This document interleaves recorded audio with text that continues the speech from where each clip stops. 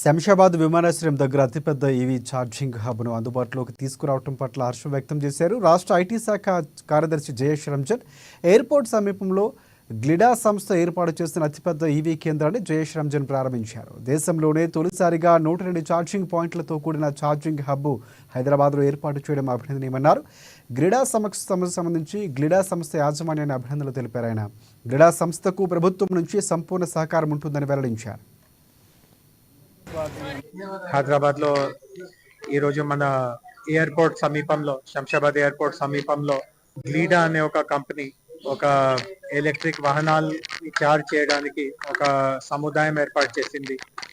ఈ సముదాయంలో ఒకేసారి 102 కార్స్ కి ఛార్జింగ్ ఇచ్చే వ్యవస్థ ఏర్పాటు చేయడం జరిగింది. వాళ్ళ ఇచ్చిన సమాచారం మేరకు ఇది భారతదేశంలోనే అతి పెద్ద పబ్లిక్ ఛార్జింగ్ వసతి. భారతదేశంలో వేరే నగరంలో ఒకే దగ్గర 102 ఛార్జింగ్ పాయింట్స్ ఎక్కడో లేదు అనేది. సో ఇది కూడా చాలా గర్వపడే విషయం. ముఖ్యంగా ఈ కంపెనీ గ్లీడా ఎవరు ఈ ఛార్జింగ్ స్టేషన్ ఏర్పాటు చేసింది, ఇది ఒక స్వీడన్ దేశానికి చెందిన కంపెనీ. వాళ్ళ పేరెంట్ పేరుంది ఫోర్టమ్.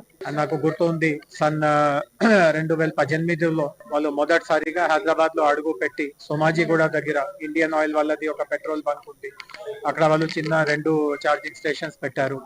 బట్ అప్పటి నుంచి ఇప్పటి వరకు మన పురోగతి చూస్తే ఇది చాలా ఆనందంగా ఉంది. మొత్తం హైదరాబాద్ లో 89 చోట వాళ్ళు ఇట్లాంటి ఛార్జింగ్ పాయింట్స్ పెట్టి ఉన్నారు. అండ్ ఈ రోజు ఎయిర్పోర్ట్ లో అంత పెద్ద సముదాయం చేసి ఉన్నారు. ముఖ్యంగా ఎలక్ట్రిక్ వాహనం మీద ఆసక్తి చూపే వాళ్ళు చాలా మంది ఉన్నారు. చాలా మందికి తెలుసు కాలుష్యతే కాకుండా మనకు మన ఎకనామిక్స్ పరంగా కూడా చూస్తే ఎలక్ట్రిక్ వాహనానికి నడిపే ఖర్చు బదులు ఒక డీజిల్ వెహికల్ కి పెట్రోల్ వెహికల్ కి ఎంత ఖర్చు ఉంటుందో ఆ పోలికలో ఎలక్ట్రిక్ వెహికల్స్